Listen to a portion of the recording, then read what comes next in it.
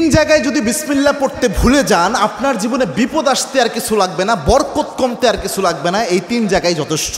খুব মারাত্মক একটা বিষয়। বিসমিল্লাহ তো মোটামুটি সব ভালো কাজের শুরুতেই পড়া হয়, তবে সব জায়গায় ভুলে গেলেও এই তিন জায়গায় মিনিমাম ভুলা উচিত নয়। তার মধ্যে এক নাম্বার যেটা, এটা আমি সবচেয়ে গুরুত্বপূর্ণ মনে করি, সেটা হচ্ছে বর্তমান পরিস্থিতিতে এটা হচ্ছে আপনার বাথরুমে প্রবেশের শুরুতে বিসমিল্লাহ পড়া। অনেকে বলতে পারেন, হুজুর বাথরুমে ঢুকবেন আবার বিসমিল্লাহ কিভাবে?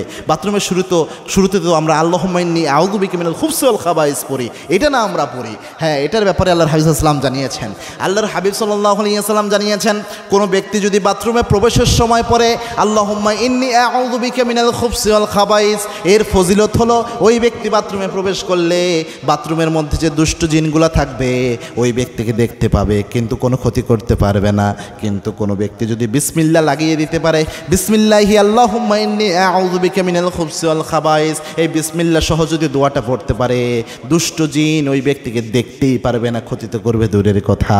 সুবহানাল্লাহ, কত ফজিলত দেখছেন! দুষ্ট জিন আপনাকে দেখতেই পারবে না, শুধু যদি দোয়াটার পূর্বে বিসমিল্লাহ লাগায় দেন। এই জন্যে বর্তমান যে অনেক ক্ষেত্রে জিনের প্রভাব, ঘরের মধ্যে যে ফিতনা ফাসাদ লাগে, স্বামী স্ত্রীর ঝগড়া অনেক সময় লাগে, এগুলো কিন্তু দুষ্ট জিন অনেক সময় মনের মধ্যে ওয়াসওয়াসা সৃষ্টি করে। কেননা দুষ্ট জিনের সবচেয়ে বড় মিশন হচ্ছে স্বামী স্ত্রীর সম্পর্ক নষ্ট করা।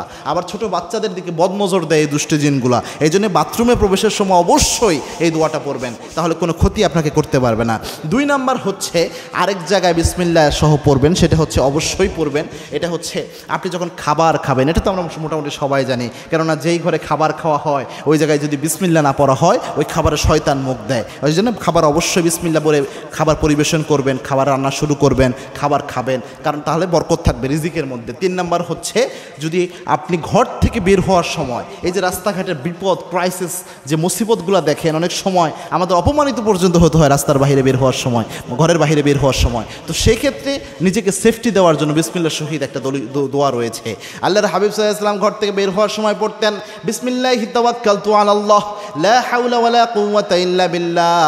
এই দোয়াটা যদি কোনো ব্যক্তি পড়তে পারে, ওই ব্যক্তির হেফাজতের জন্য আল্লাহ নিজে যথেষ্ট হয়ে যায়। আবার আল্লাহর হাবিব পড়তেন, বিসমিল্লাহি ওয়ালাজনা বিসমিল্লাহি খরাজনা ওয়া আলাল্লাহি রাব্বিনা ওয়া তাওয়াক্কালনা। এই দোয়াটা আল্লাহর হাবিব পড়তেন ঘর থেকে বের হওয়ার সময়। আমরা যেন পড়তে পারি, আল্লাহ তৌফিক দান করুন, আল্লাহুম্মা আমিন।